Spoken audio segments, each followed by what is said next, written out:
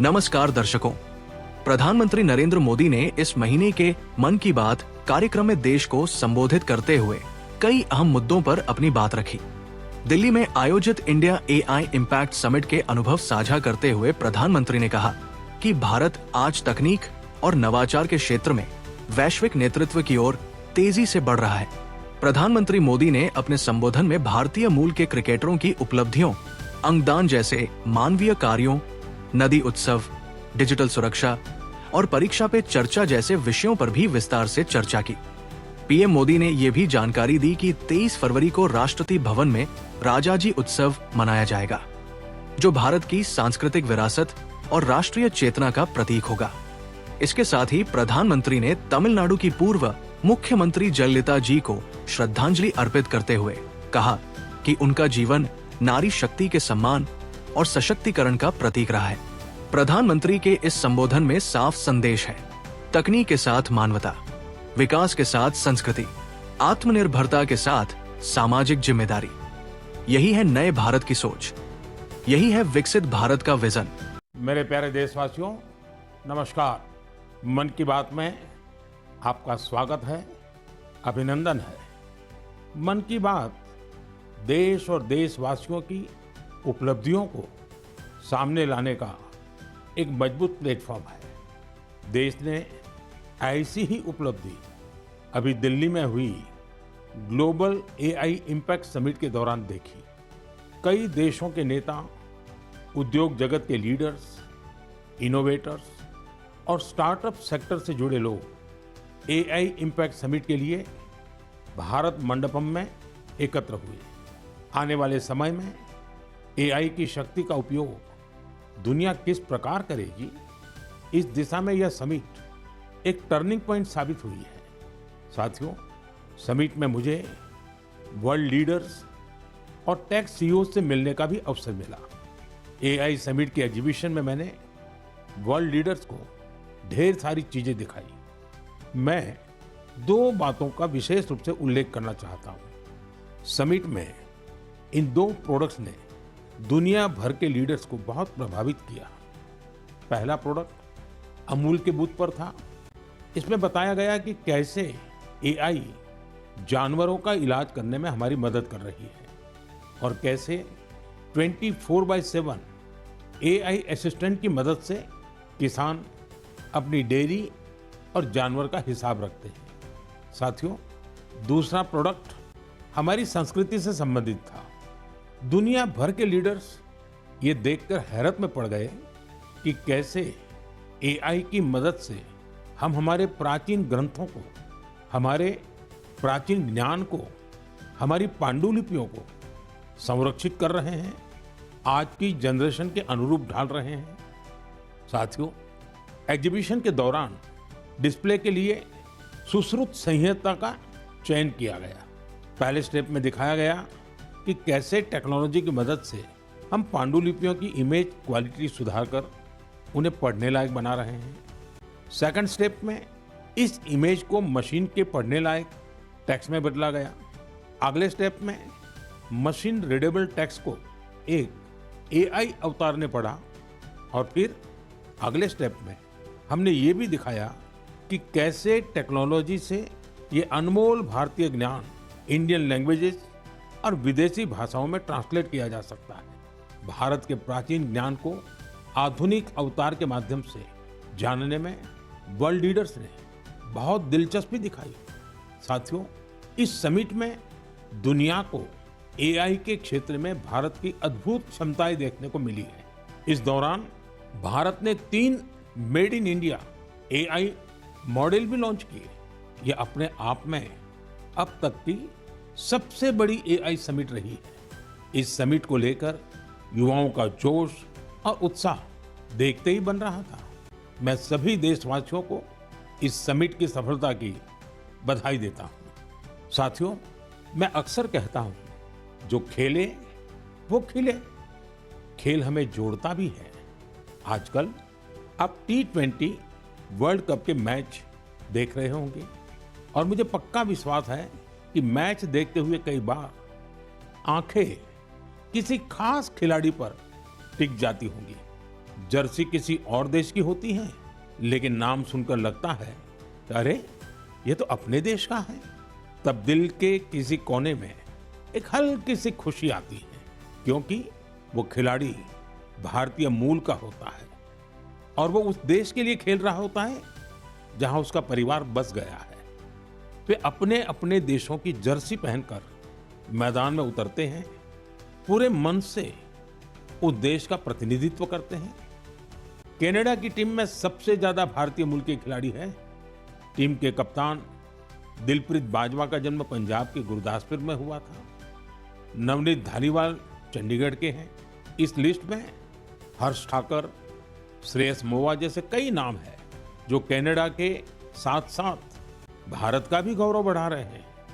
America की team में कई चेहरे भारत के घरेलू क्रिकेट से निकले हुए हैं। अमेरिकी टीम के कप्तान मोनांग पटेल गुजरात की अंडर 16 और अंडर 18 टीम के लिए भी खेल चुके हैं। मुंबई के सौरभ, हरमीत सिंह, दिल्ली के मिलिंद कुमार, ये सब अमेरिकी टीम के शान है। ओमान की टीम में आज कई चेहरे हैं जो पहले भारत के अलग अलग राज्यों में खेल चुके हैं। जतिंदर सिंह, विनायक शुक्ला, करण, जय, आशीष जैसे खिलाड़ी ओमान क्रिकेट की मजबूत कड़ी है। न्यूजीलैंड, यूएई और इटली की टीमों में भी भारतीय मूल के खिलाड़ी अपनी जगह बना रहे हैं। ऐसे कितने ही भारतीय मूल के खिलाड़ी हैं जो अपने देश का गौरव बढ़ा रहे हैं, वहां के युवाओं के लिए प्रेरणा बन रहे हैं। भारतीयता की यही तो विशेषता है। भारतीय जहां भी जाते हैं अपनी मातृभूमि की जड़ों से जुड़े रहते हैं और अपनी कर्मभूमि यानी जिस देश में रहते हैं उसके विकास में भी सहयोग करते हैं। मेरे प्यारे देशवासियों, किसी भी माता पिता के लिए अपने बच्चे को खोने से बड़ा दुख कुछ और हो ही नहीं सकता। छोटे से बच्चे को खोने का दुख तो और भी गहरा होता है। कुछ ही दिन पहले हमने केरला की एक नन्ही मासूम आलिन शेरिन अब्राहम को खो दिया है। महज 10 महीनों में वो इस दुनिया से चली गई। कल्पना कीजिए, उसके सामने पूरी जिंदगी थी जो अचानक खत्म हो गई। कितने ही सपने और खुशियां अधूरी रह गई।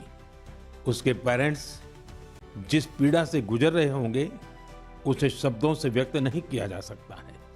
लेकिन इतने गहरे दर्द के बीच भी आलिन के पिता अरुण अब्राहम और मां शेरिन ने एक ऐसा फैसला लिया जिससे हर देशवासी का हृदय उनके प्रति सम्मान से भर गया है। उन्होंने आलिन के अंगदान का फैसला किया। इस एक फैसले से पता चलता है कि उनकी सोच कितनी बड़ी है और व्यक्तित्व कितना विशाल। एक तरफ वे अपनी बच्ची को खोने के शोक में डूबे थे, तो वहीं दूसरों की मदद का भाव भी उनमें भरा था। वे चाहते थे कि किसी भी परिवार को ऐसा दिन देखना न पड़े। आलिन शेरिन अब्राहम आज हमारे बीच नहीं है, लेकिन उसका नाम देश के कम उम्र की ऑर्गन डोनर्स में जुड़ गया है। साथियों, इन दिनों भारत में ऑर्गन डोनेशन को लेकर जागरूकता लगातार बढ़ रही है। इससे उन लोगों की मदद हो रही है जिन्हें इसकी जरूरत है। इसके साथ ही देश में मेडिकल रिसर्च को भी बल मिल रहा है। इस दिशा में कई संस्थाएं और लोग असाधारण कार्य कर रहे हैं। साथियों, केरला की आलिन की तरह ही ऐसे बहुत से लोग हैं जिन्होंने ऑर्गन डोनेशन के जरिए किसी को दूसरा जीवन दिया है। जैसे दिल्ली की लक्ष्मी देवी जी हैं। उन्होंने बीते वर्ष केदारनाथ की यात्रा की। इसके लिए उन्हें 14 किलोमीटर की ट्रैकिंग करनी पड़ी। आपको ये जानकर हैरानी होगी कि उन्होंने यह यात्रा हार्ट ट्रांसप्लांट के बाद की। उनका हार्ट केवल 15% ही काम कर रहा था। ऐसे में उन्हें एक डोनर का हार्ट मिला जिसकी मृत्यु हो गई थी। इसके बाद तो उनका जीवन ही बदल गया। पश्चिम बंगाल के गौरांग बनर्जी 2 बार नाथुला गए हैं। ये समुद्र तल से 14,000 फीट की ऊंचाई पर है और खास बात यह है कि उन्होंने यह उपलब्धि लंग ट्रांसप्लांट के बाद हासिल की। राजस्थान में सीकर के रामदेव सिंह जी को किडनी ट्रांसप्लांट कराना पड़ा था। आज वे स्पोर्टिंग एक्टिविटी में कमाल कर रहे हैं। साथियों, आपको इस तरह के बहुत से प्रेरक उदाहरण देखने को मिल जाएंगे। इससे यह बात फिर साबित होती है कि किसी एक की नेक पहल न जाने कितने लोगों की जिंदगी बदल सकती है। मैं उन सभी लोगों के हृदय से सराहना करता हूं जिन्होंने ऐसे नेक कार्य किए हैं। मेरे प्यारे देशवासियों, आजादी के अमृत महोत्सव के दौरान मैंने लाल किले से पंच प्राणों की बात कही थी। उनमें से एक है गुलामी की मानसिकता से मुक्ति। आज देश गुलामी के प्रतीकों को पीछे छोड़कर भारत की संस्कृति से जुड़ी चीजों को महत्व देने लगा है। इस दिशा में हमारे राष्ट्रपति भवन ने भी एक महत्वपूर्ण कदम उठाया है। कल यानी 23 फरवरी को राष्ट्रपति भवन में राजाजी उत्सव मनाया जाएगा। इस अवसर पर राष्ट्रपति भवन के केंद्रीय प्रांगण में श्री राजगोपालाचारी जी की प्रतिमा का अनावरण किया जाएगा। वे स्वतंत्र भारत के पहले भारतीय गवर्नर जनरल थे। वे उन लोगों में थे जिन्होंने सत्ता को पद की तरह नहीं, सेवा की तरह देखा। सार्वजनिक जीवन में उनका आचरण, आत्मसंयम और स्वतंत्र चिंतन आज भी हमें प्रेरित करता है। दुर्भाग्य से आजादी के बाद भी राष्ट्रपति भवन में ब्रिटिश प्रशासकों की मूर्तियां तो लगी रहने दी गई, लेकिन देश के महान सपूतों को जगह नहीं दी गई। ब्रिटिश आर्किटेक्ट एडविन लुटियंस की प्रतिमा भी राष्ट्रपति भवन में लगी हुई थी। अब इस प्रतिमा के स्थान पर राजाजी की प्रतिमा लगाई जाएगी। राजाजी उत्सव के दौरान राजगोपालाचारी जी पर आधारित प्रदर्शनी भी लगेगी। ये प्रदर्शनी 24 फरवरी से 1 मार्च तक चलेगी। मौका निकालकर आप भी इसे देखने जरूर जाइएगा। मेरे प्यारे देशवासियों, मन की बात में मैंने आपसे डिजिटल अरेस्ट पर विस्तार से बात की है। इसके बाद देश में डिजिटल अरेस्ट और डिजिटल फ्रॉड को लेकर हमारे समाज में काफी जागरूकता आई, लेकिन अभी भी हमारे आसपास ऐसी घटनाएं हो रही हैं जो अक्षम्य है। निर्दोष लोगों को डिजिटल अरेस्ट और फाइनेंशियल फ्रॉड का निशाना बनाया जा रहा है। कई बार पता चलता है कि किसी सीनियर सिटीजन की जीवन भर की कमाई ठग ली गई। कभी किसी उन पैसों की ठगी हो जाती है जो उसने बच्चों की फीस जमा करने के लिए बचाए थे। कारोबारियों से धोखाधड़ी की खबरें भी हमें देखने को मिलती है। कोई फोन करता है और कहता है, मैं एक बड़ा अधिकारी हूं, आपको कुछ डिटेल्स शेयर करनी होगी। इसके बाद भोले भाले लोग ऐसा ही कर बैठते हैं। इसलिए आपका सतर्क रहना, जागरूक रहना बेहद जरूरी है। साथियों, आप सभी केवाईसी नो योर कस्टमर यानी अपने ग्राहक को जाने, इस प्रोसेस को तो जानते ही होंगे। कभी कभी जब आपसे बैंक से केवाईसी अपडेट या री केवाईसी करवाने के मैसेज आते हैं तो मन में सवाल उठता है, मैंने तो पहले ही केवाईसी करवा रखी है, तो ये फिर क्यों? मेरा आपसे आग्रह है, झुंझलाइए नहीं, ये आपके पैसे की सुरक्षा के लिए ही है। हम सभी जानते हैं कि आजकल पेंशन, सब्सिडी, बीमा, यूपीआई सब कुछ बैंक खाते से जुड़ा है। इसी वजह से बैंक समय समय पर री केवाईसी करते हैं ताकि आपका बैंक अकाउंट सुरक्षित रहे। हाँ, इसमें भी आपको एक बात याद रखनी है, जो अपराधी हैं वो फर्जी कॉल करते हैं, एसएमएस और लिंक भेजते हैं। इसलिए हमें सतर्क रहना है और ऐसे धोखेबाजों के झांसे में नहीं आना है। केवाईसी या री केवाईसी केवल अपने बैंक की शाखा या आधिकारिक ऐप और ऑथराइज्ड मीडियम से ही कराएं। ओटीपी, आधार नंबर या बैंक खाते संबंधी जानकारी किसी को भी न दें। और सबसे अहम बात, अपने पासवर्ड को समय समय पर जरूर बदलते रहें। जैसे हर मौसम के साथ खान पान बदल जाता है, पहनावा भी बदल जाता है, वैसे ही नियम बना लीजिए कि हर कुछ दिन में आपको अपना पासवर्ड भी बदल लेना है। साथियों, हाल ही में भारतीय रिजर्व बैंक ने इन्हीं विषयों पर वित्तीय साक्षरता सप्ताह का आयोजन किया था। वित्तीय साक्षरता का यह अभियान अब पूरे वर्ष जारी रहेगा। इसलिए भारतीय रिजर्व बैंक के मैसेज का ध्यान रखें और अपनी केवाईसी अपडेटेड रखें। याद रखिए, सही केवाईसी, समय पर री केवाईसी करे खाता सुरक्षित, बने सशक्त नागरिक, क्योंकि सशक्त नागरिकों से ही बनता है मजबूत और आत्मनिर्भर भारत। मेरे प्यारे देशवासियों, हमारे किसान केवल अन्नदाता नहीं हैं, वे धरती के सच्चे साधक हैं। मिट्टी को सोना बनाना क्या होता है, ये कोई हमारे किसानों से सीखे। और हमारा आज का किसान तो परंपरा और टेक्नोलॉजी दोनों को साथ लेकर चल रहा है। और मुझे ये देखकर खुशी होती है कि हमारे किसान अब सिर्फ उत्पादन नहीं, बल्कि गुणवत्ता, वैल्यू एडिशन और नए बाजारों पर भी ध्यान दे रहे हैं। ओडिशा में हिरोत पटेल नाम के एक युवा किसान से जुड़ी जानकारी वाकई बहुत प्रेरक है। करीब 8 साल पहले तक वे अपने पिता शिवशंकर पटेल के साथ पारंपरिक ढंग से धान की खेती करते थे, लेकिन उन्होंने खेती को नए नजरिए से देखना शुरू किया।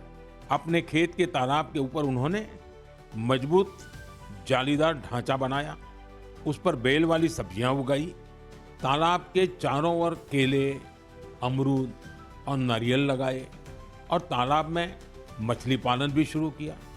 यानी एक ही जगह पारंपरिक खेती भी हो रही है, सब्जी भी, फल भी, मछली भी।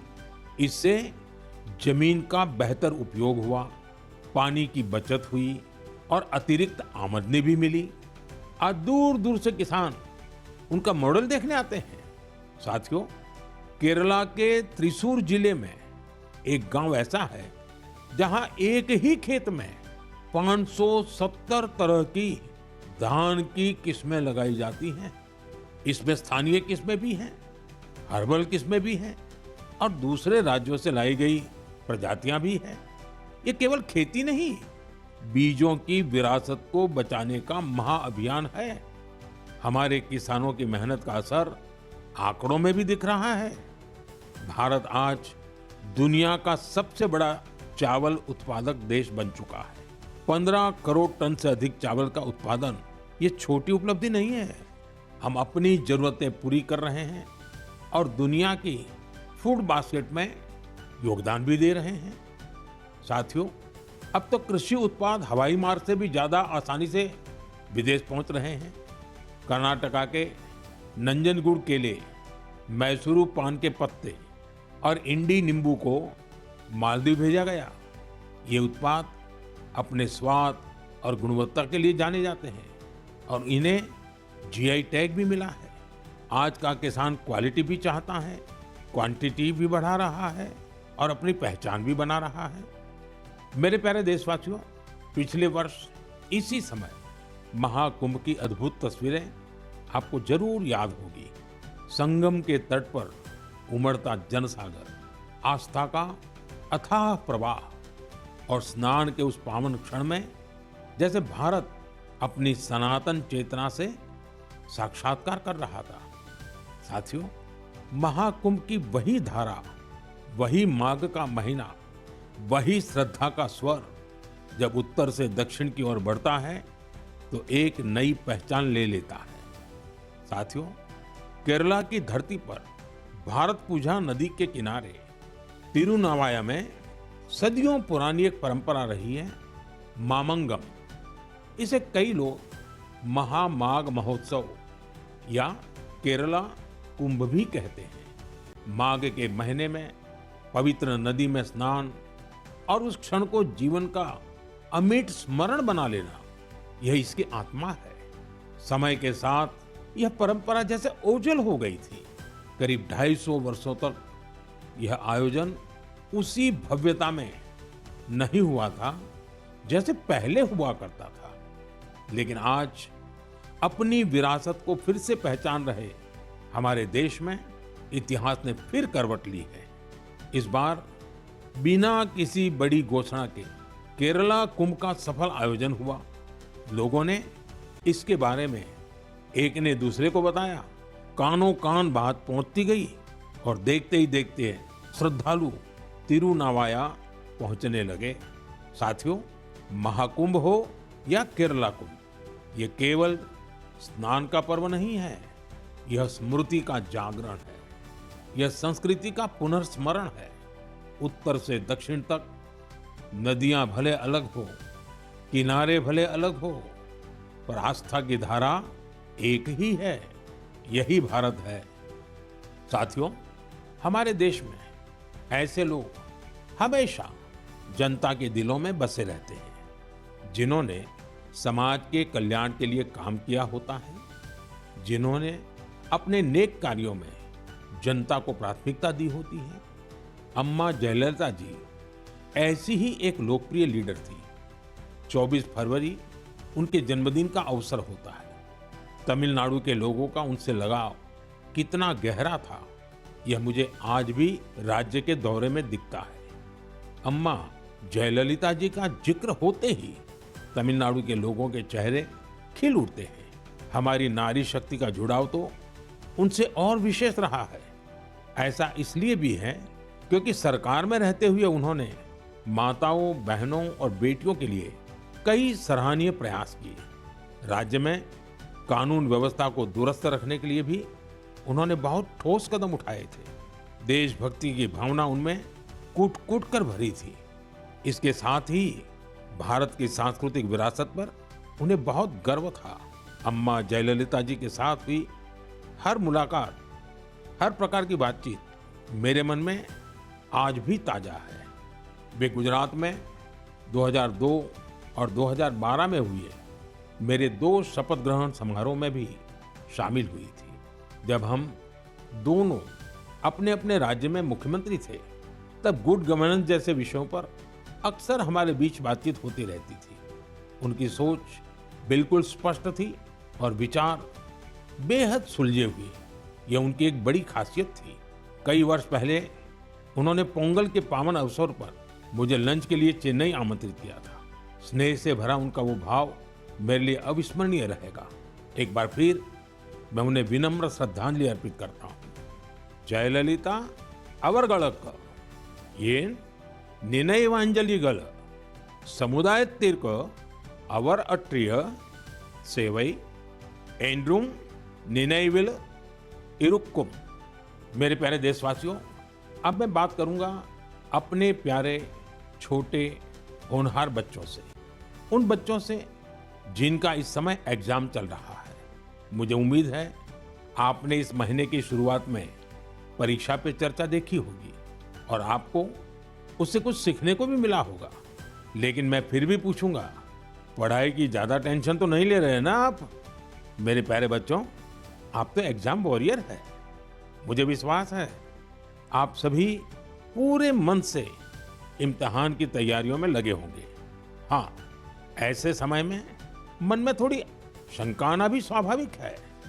कभी लगता है सब याद रहेगा या नहीं रहेगा, कभी लगता है समय कम तो नहीं पड़ जाएगा ना। ये भाव हर पीढ़ी के बच्चों ने महसूस किए हैं। आप अकेले नहीं हैं। आप याद रखिए, आपका मूल्य आपकी मार्कशीट से तय नहीं होता। इसलिए खुद पर भरोसा रखिए। जो पढ़ा है उसे पूरे मन से लिखिए और जो नहीं आया उस एक सवाल को अपने मन पर हावी मत होने दीजिए। और एक बात, अपने माता पिता और शिक्षकों से बात करते रहिए। वे आपके नंबरों से नहीं, आपके प्रयास से आपकी पहचान करते हैं। वो आपकी मेहनत से खुश रहते हैं। मुझे पूरा भरोसा है कि आप परीक्षा में भी सफल होंगे और अपने जीवन में भी सफलता की नई ऊंचाई प्राप्त करेंगे। साथियों, इन दिनों रमजान चल रहा है। मैं इस पवित्र महीने के लिए सभी को शुभकामनाएं देता हूं। कुछ ही दिनों बाद होली का पर्व भी आ रहा है, यानी रंग गुलाल और हंसी खुशी से भरा समय दस्तक देने वाला है। आप सभी अपने परिवार और अपनों के साथ खुशी के साथ सारे त्योहार मनाएं। और हाँ, कुछ मंत्र हमेशा याद रखें, जैसे वोकल फॉर लोकल। हमारे होली के त्योहारों में या अन्य कोई भी त्योहार में अनेक ऐसे साजो सामान घुस गए हैं जो विदेशी हैं। इन्हें त्योहारों से दूर रखिए, होली से भी दूर रखिए, स्वदेशी अपनाइए। जब आप स्वदेशी खरीदते हैं तो देश को आत्मनिर्भर बनाने के अभियान में भी मदद करते हैं। साथियों, मुझे हर महीने मन की बात के लिए आपके ढेरों सुझाव मिलते हैं। आपके भेजे गए संदेशों से हमें देश के कोने कोने में छिपी अद्भुत प्रतिभाओं के बारे में पता चलता है। निजी स्वार्थ से उठकर समाज के लिए कुछ करने की अनेक प्रेरणादायी गाथाएं आपके माध्यम से देश भर के लोगों तक पहुंची है। आप ऐसे ही अपने प्रयास जारी रखें। मुझे आपके संदेशों का इंतजार रहेगा। मैं एक बार फिर आपको और आपके परिवार को आने वाले त्योहारों की अनेक अनेक शुभकामनाएं देता हूं। बहुत बहुत धन्यवाद।